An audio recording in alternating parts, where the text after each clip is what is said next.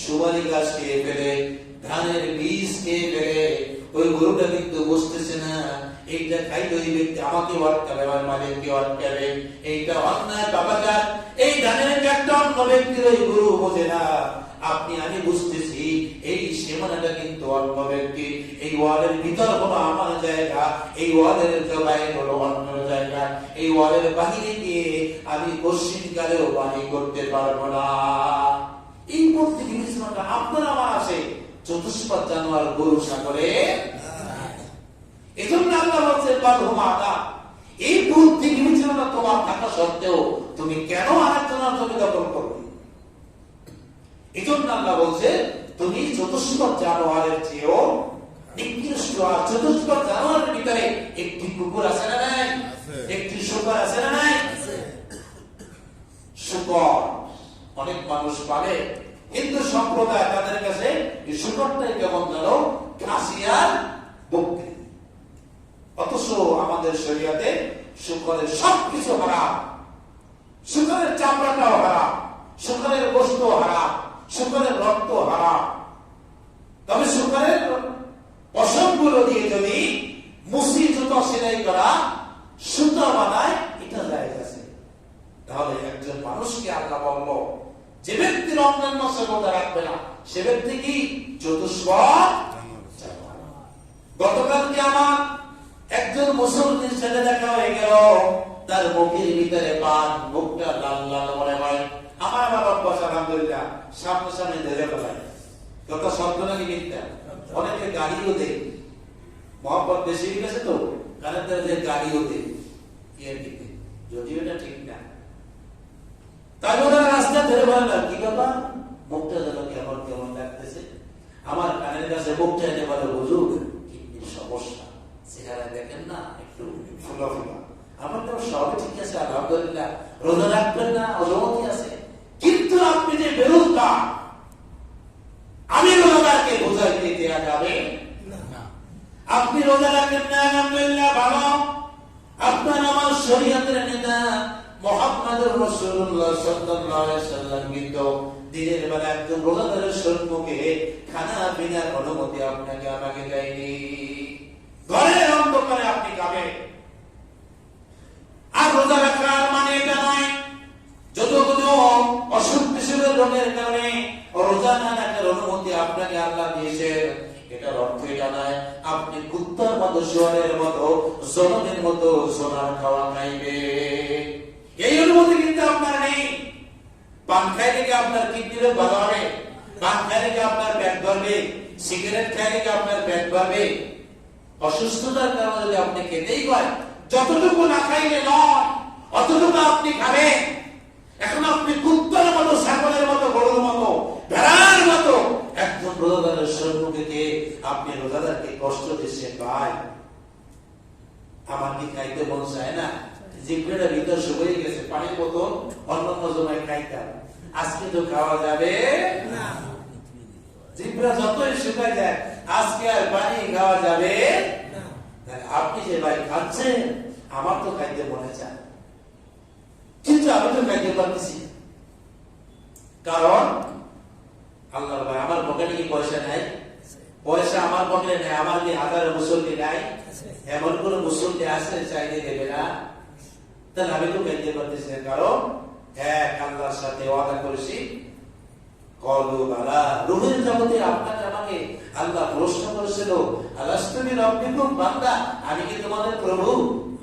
এমনি ভাবে একটি মস্তিষ্ক আদমের পিঠ থেকে সমস্ত রূহগুলো বের হওয়ার পরে আল্লাহ রাব্বুল আলামিন রূহের জগতে আপনার আমার হিন্দু মুসলমান খ্রিস্টান বৌদ্ধ সকল ধর্মের মানুষকে প্রশ্ন করেছিল, আলাস্তুবি রাব্বিকুম, আমি কি তোমাদের প্রভু নই?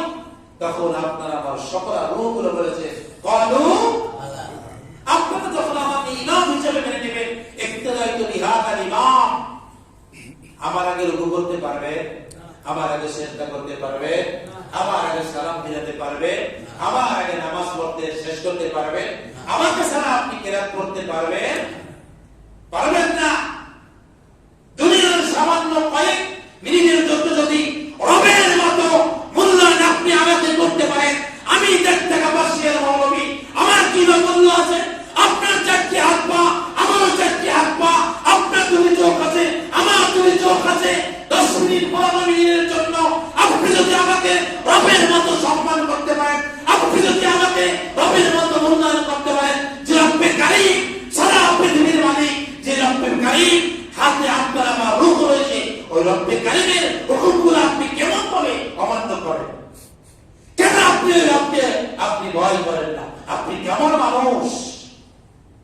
আপনি কেমন মুসলমান?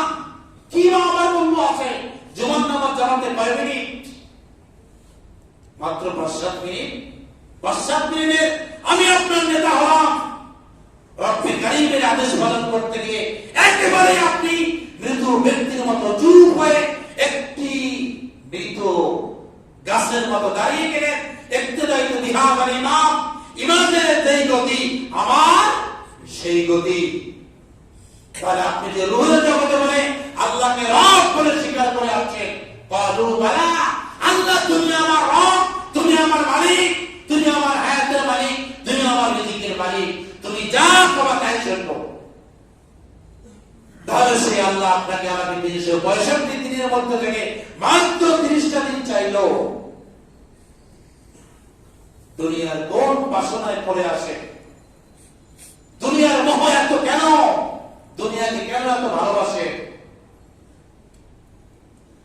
আপনি রোজা রাখেন না কেন? সবকিছু তো আপনাকে আপনার আল্লাহ দিয়েছে। একটু দেখেন, একটা মানুষ মারা যাওয়ার পরে তাকে যদি বিষাক্ত সাপেও সবল করে, নড়াচড়া শব্দ করার কোন সুযোগ নেই। একটা জীবিত মানুষ যদি একটা মশায় কামড় দেয়, নামাজের মধ্যে হলেও একটু নাড়াচাড়া দিয়ে ওঠে। তাহলে আপনি আমি জীবিত আছি, জীবিত যখন থাকবো না তখন কি অবস্থা হবে? কি অবস্থাটা হবে? রোজা কবুল হবে না হবে আল্লাহ জানে। আমি রাখতেছি, আপনার হুকুম পালন করতেছি, আল্লাহ কবুল করবে না করবে জানে। এই জন্য ভাই একটু চিন্তা করেন।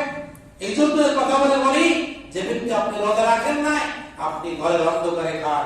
মুসলমান একজন দোকানদার, সে রোজা রাখছে সারাদিন, পানাহার উপবাস, কিন্তু সাথে সাথে আপনার কাস্টমারকে সে খাওয়াইতেছে। তাহলে আপনি একজন একা রোজা রেখে কতটুকু নাকি কামাই করবেন? ১০০ বেরোজগারকে খাওয়াইয়া ১০০ বেরোজগারের গুনার বোঝা আপনার মাথায় উঠতেছে। আপনি একটা রোজা রেখে কতটুকু সব কামাইবেন আপনি? আর ১০০ বেরোজগারকে খানা খাওয়াইয়া ১০০ বেরোজগারের গুনার বোঝা মাথায় উঠতেছে। যে ব্যক্তি দাড়ি শেভ করে ফলাই করে, ওই ব্যক্তির ২৪ ঘন্টা ফেরেশতারা আমলনামায় গুনাহ লেখে। যে ব্যক্তি মরে মুখে দাঁড়িয়ে গেছে, ২৪ ঘন্টা আল্লাহর রহমতের ফেরেশতা কিরামান কাতিবিন ২৪ ঘন্টা তার আমলনামার ভিতরে নেকি লিখতেছে। বলুন সুবহানাল্লাহ। আপনি একা দাড়ি কামাইয়া আপনি গুনাহগার হচ্ছেন। সেলুনে তুমি মাথা দেন, তুমি মাথা দেন, আপনি সত্য করেন। যে ব্যক্তি সেলুনে শেভ করে, ওই ব্যক্তি মুখে দাঁড়িয়ে রাখছে, কিন্তু ১০০ মানুষের দাড়ি শেভ করার কারণে, কামানোর কারণে ১০০ মানুষের যে গুনাহ, ওই সেলুনের আমলনামায় তত গুনাহ। সেলুনে যারা দাড়ি শেভ করে পয়সা কামায়, তাদের ইনকাম হারাম, এই দাড়ি শেভ করার কারণে। আপনি দোকানদার, আপনি খুব আল্লাহওয়ালা ভদ্র, বাহ, উনি একেবারে পর্দাকি ইমাম সাহেবের সাথে বড় হুজুর, রোজা রাখছে, পর্দা কামাইয়া কি করে খায়। আমার মসজিদের সামনেও আছে দোকান, আমি পারি না ভাই, দুর্বল। মসজিদের আমি বগর বগর করি, গাদার মতো গাদা একটা ইমাম, এর বগর বগর করি, বড় বড় কথা কই, আমার মসজিদের সামনে দোকান খোলা। রাষ্ট্রের হাত নেই, বাধ্যবাধকতা, হেদায়েত করতে পারি না, এমনিও পারি না। করতে গেলে কত ফটো যে বানিয়ে, হ্যাঁ খাইবে কি, মাইয়ে খাইবে কি, পোলাই খাইবে কি, সন্তুষ্টি খাইবে কি, হ্যাঁ রসগোল্লা আপনি টাকা দেবেন, এই প্রশ্নের মুখোমুখি আমি হয়েছি। এখন যদি ওর মায়েরা বাপেরা ওর কিডনি শেষ করে আল্লাহ ঢাকা মেডিকেল হারাইয়া থই, তখন দোকানদারি করবে নাকি না? তখন আর মায়েরা বাপেরা বউরা মাইয়েরা খাওয়াইবে নাকি না? বল, তখন খাওয়াইবে কিনা? তখন দোকান খাওয়াইবে নাকি আল্লাহ খাওয়াইবে? এখন যে দোকানদারি করলে আমি কইলে খাওয়াইবে কিনা?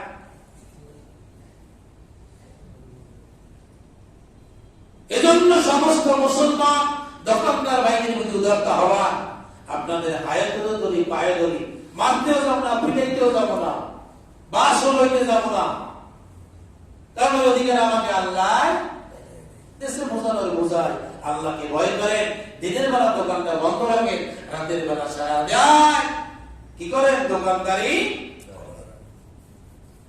এরপরে তাকওয়া বোঝানোর জন্য পৃথিবীর ইতিহাসের ভিতরে সবচেয়ে সুন্দর ঘটনা পবিত্র কোরআনের ভিতরে আল্লাহ বলেছেন, নাহনু নাকুসু আলাইকাল কসাস, সবচেয়ে শ্রেষ্ঠতম সুন্দর কিসসা কাহিনী ইতিহাস হলো হযরত ইউসুফ জুলাইখার ইতিহাস। আমাদের বুজুর্গ ময়দানের মাহফিল শুরু হওয়ার আগে ইউসুফ জুলাইখার প্রেমের কাহিনী দিয়া কত বয়াতিয়া সাথীর নাতি কত টাকা যে কামাই করছে চলে গেল। কি সুন্দর কিসসা শুরু হইতো, সার্কের যাত্রা গান, পালা গান। আর ভাই ওই ঠিক হইতো না? আরে বাপরে বাপ, চোখের পানি শেষ, চোখের পানি শেষ।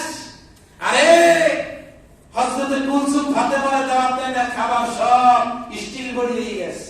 ইতিহাস ছিল না আজিল আখারে মিথ্যা বর্ণনা দিয়া রাসূলের এই রকমের পবিত্র একটা মেয়ের নামে মিথ্যা অপবাদ দিয়া এই পৃথিবীর কত মানুষকে যে গোমরাহি করলো, কত মানুষের জীবন যে জাহান্নামে পাঠাইলো।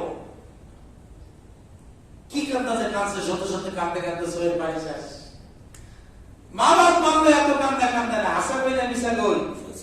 এই যে মিথ্যা কাহিনী দিয়া লাস্টে কি হলো, ইউসুফ জুলাইখার প্রেম, প্রেম প্রীতি ভালোবাসা একপাক্ষিক হয় নাকি দুই পাক্ষিক?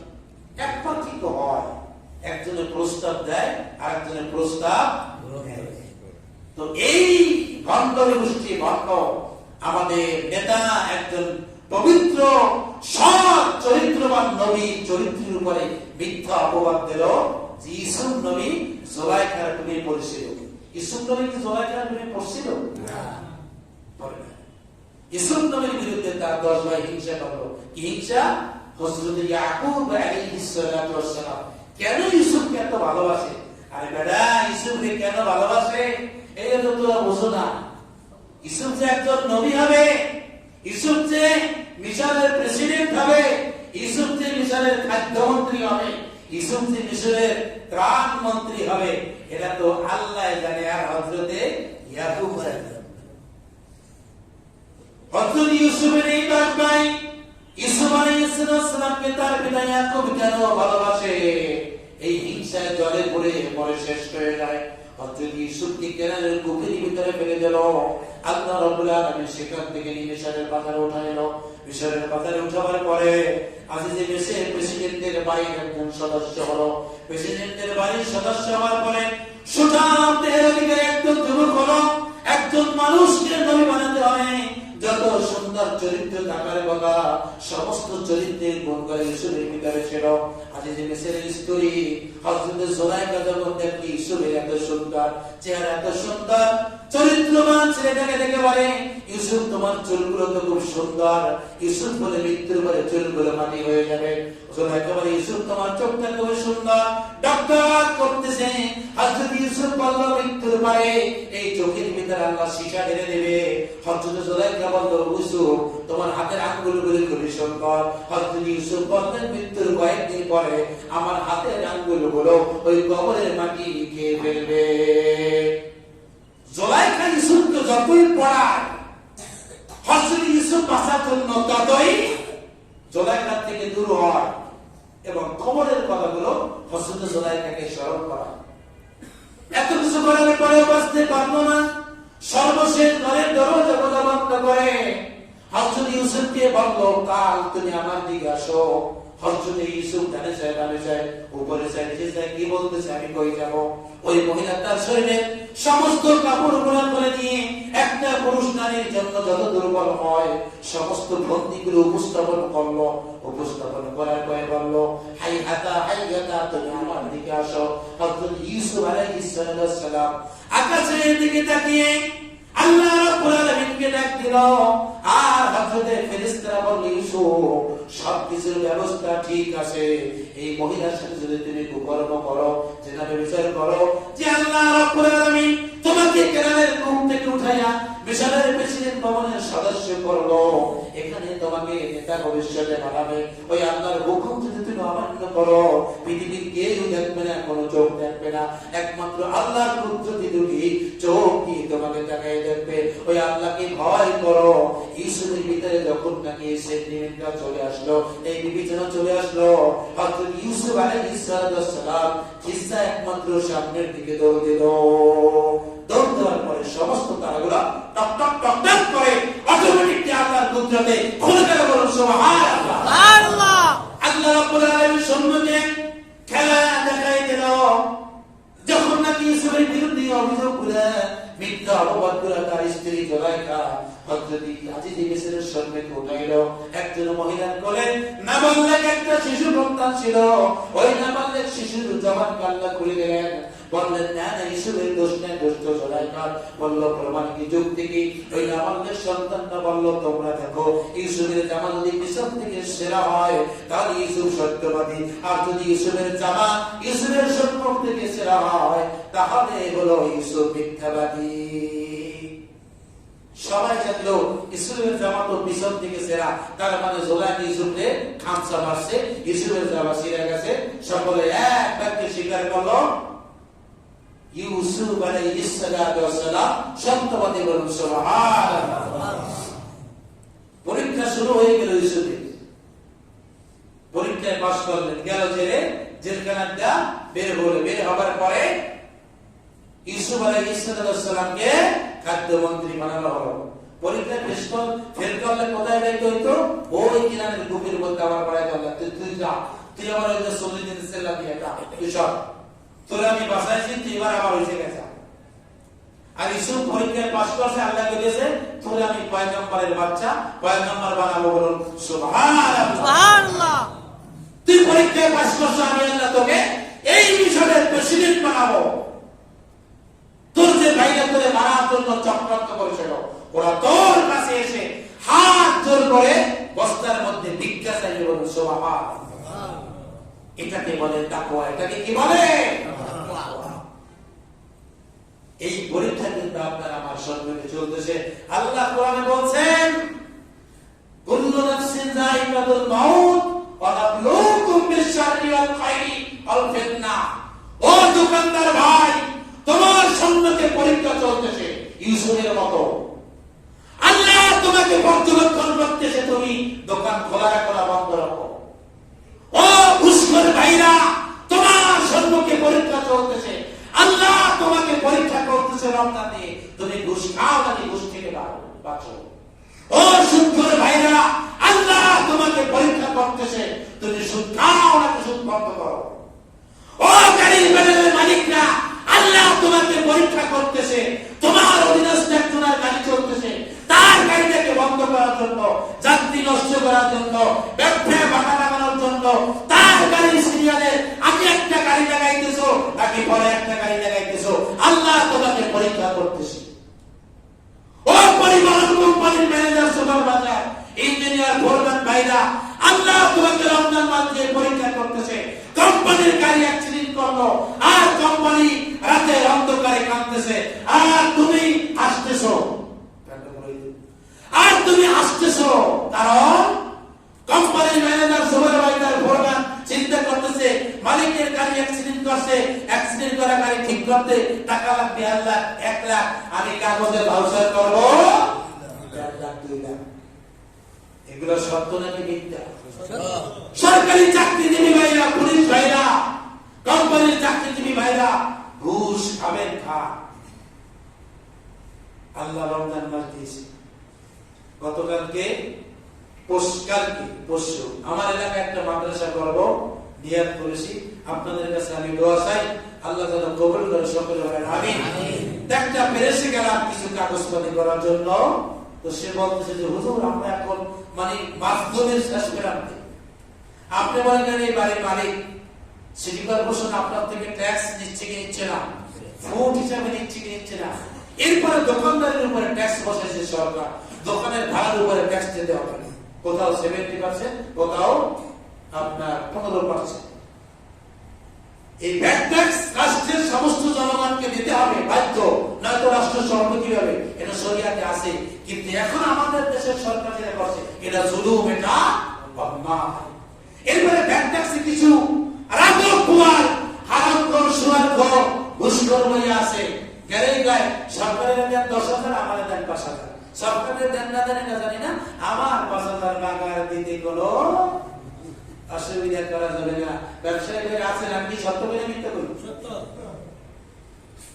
তো সরকার কি বলবো কালে বেতন দেয় আর কি সরকার বেতন দেয় না এরপরে ব্যবসায়ী সেক্টরকে এমন চাপ সৃষ্টি করে রাখছে আইন করে আপনি দুর্নীতি করতে বাধ্য আপনি দুর্নীতি করতে বাধ্য আর আপনি যখন দুর্নীতি করবেন তখন আপনি সরকারের কাছে ধরা বড় কথা কইবেন সুযোগ নাই আহা জাতি যাবে কোথায় জাতি জাহান্নাম থেকে বাঁচতে চায় কিন্তু রাষ্ট্রীয় কিছু অবকাঠামো আইন কানুন শাসনের কারণে জাতি জাহান্নাম থেকে বাঁচার কোনো রাস্তা পাচ্ছে না এজন্যই বলি আমাদের দেশের ভিতরে ইসলামী হুকুমত দরকার আছে না নাই আল্লাহ কিয়ামতের আগে হলো হযরত ওমরের মতো একজন নেতা আমাদের কাছে আল্লাহ তুমি নির্বাচন করে সকলে বলে আমিন ইসলামী রাষ্ট্র পরিচালনার জন্য প্রতিষ্ঠিতের জন্য মুসলমান জাতি যদি ভিতরে এই চিন্তা চেতনা এই স্পৃহা না রাখে ওই জাতি মুনাফিক হয়ে মারা যাবে এখন আমি কোন কাকতি সরকারকে শক্তিকে শয়তানি আইনকে সাপোর্ট করতে পারি যদি সাপোর্ট করি আমি কি হয়ে মারা যাবো মুনাফিক আপনারা কার পিছনে নামাজ পড়তেছেন কার পিছনে নামাজ পড়তেছেন মুনাফিকের পিছনে আপনারা নামাজ পড়তেছেন আমাকে যদি উচিত কথা বলতে সুযোগ না দেন আমি মুনাফিক হয়ে যাব আর আমি মুনাফিক হইলে এই মুনাফিকের জন্য আপনারা দায়ী সরকার দায়ী মুসলিমরা দায়ী কমিটিরা দায়ী পুলিশ দায়ী ঠিক কি ঠিক না আমি দায়ী হব না আল্লাহর কাছে আমি ভাগ রাখতে চাইতেছি সত্য কথা বলে বলি কমিটি আমার জন্য বেতন বাড়ায় না অন্য মসজিদ ইমাম সাহেবের বেতন 1 বছর পরে বাড়ে আমার 1 বছর পরে বাড়ে 1 বছরের ভিতরে আমার 2 বার বেতন আল্লাহর কসম করে বলতেছি আত্মরক্ষার জন্য জাহান্নাম থেকে বাঁচার জন্য প্রেক্ষাপটের রাত্রিদের কথাগুলো আমরা বলতে বাধ্য করি অন্যথায় আওয়ামী লীগ আমাদের শত্রু না বিএনপি আমাদের বন্ধু না